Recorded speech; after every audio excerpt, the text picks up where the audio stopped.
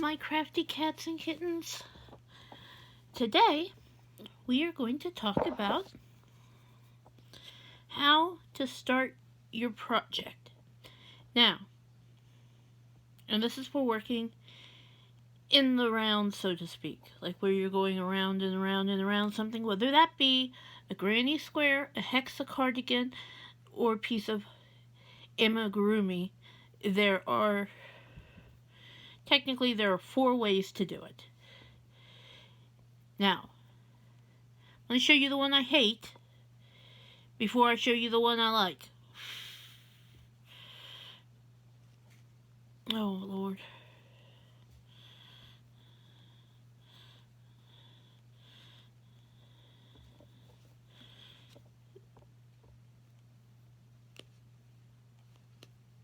The one I hate starts with, I've got the wrong end. Starting with a magic loop. Yeah, I know there are people out there who love magic loop. I am not one of them. Partially because what I mainly make is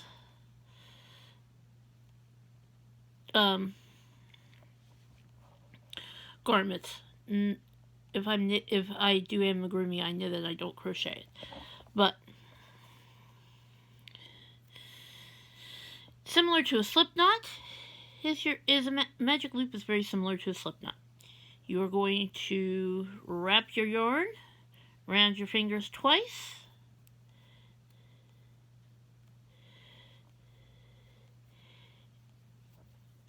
And you're going to pull the yarn through with your hook. Now, instead of pulling on your end to tighten up your tail at that point, like if I was doing a slip knot, I would pull this. It would tighten up the bottom of my stitch. I would have my first, I'd be now able to start crochet. Instead, I'm going to do 1 chain to lock it in. To lock in that, and then, well, since I'm usually doing things with half doubles, I'm going to do a half double crochet. So I'm going to yarn over through my loop, yarn over, pull through,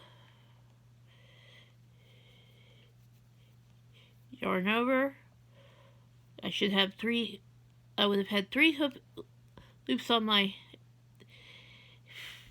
3 before I yarned over. I'm going to yarn over and pull through all 3 for a half double. And we're going to do it again. So we're going to yarn over, down through the loop, yarn over, up through the loop,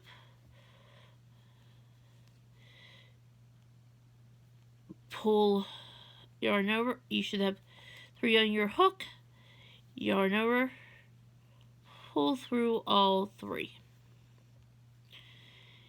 And then then I would, for this particular blanket, I would chain 2 and do it again, until I had 4 sides. Although this one isn't done in half doubles. I don't like this because I've had magic loops come undone. Partially because the end never feels like it's sturdy in on it. So, I have 2 preferred ways, because you could do a magic double loop, and I don't actually know how to do a magic double loop. And to be honest, I don't like magic double loops enough to want to try. So usually I would, create a slip knot, and then I would chain 1, chain 2, chain 3,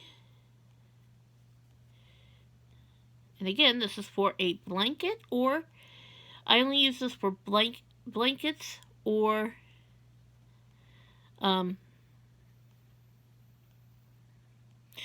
clothing. Chain 4,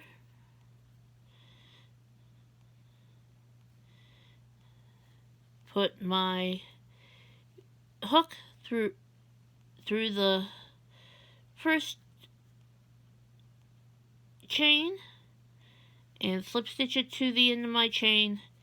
That gives me a hole in the middle, see, so that I can then do my rounds. That's my second favorite. This works really well if, for instance, if I have to put 20 stitches into the loop, I want this one. You're going, and you're probably out there going, 20? Why would you ever need to do 20? There are blanket patterns out there that start with 20 double crochets in that first round. Like I said, I don't want to use a magic loop for that. I want to use this because this is secure, and I'm going to crochet over it as I go around to secure it even more. Now, the other way, which is great if I'm only doing, 12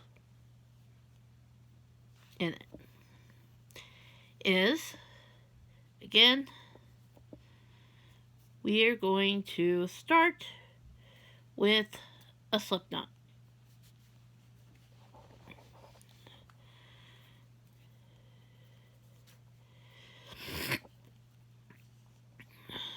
We are then going to chain 4.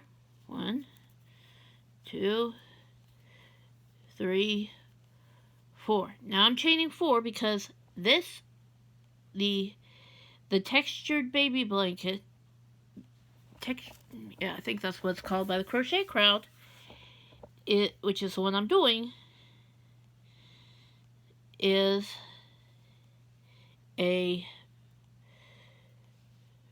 it's mainly worked in double crochet. So now yarn over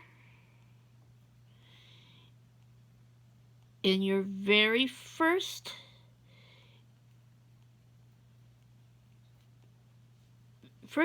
chain stitch, so back into that, and I always go for the back bump, but it'd be 4 chains from your hook. Okay, you're going to put your hook through, gonna yarn over, pull through, yarn over,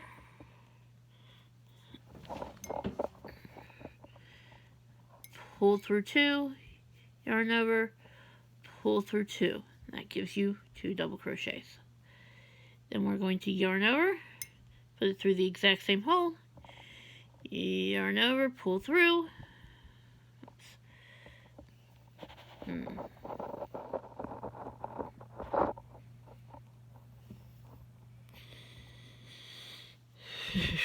yarn over, pull through 2, yarn over, pull through 2. That gives me 3, 1, 2, and then I'm going to do it again. Alright, ta-ta for now.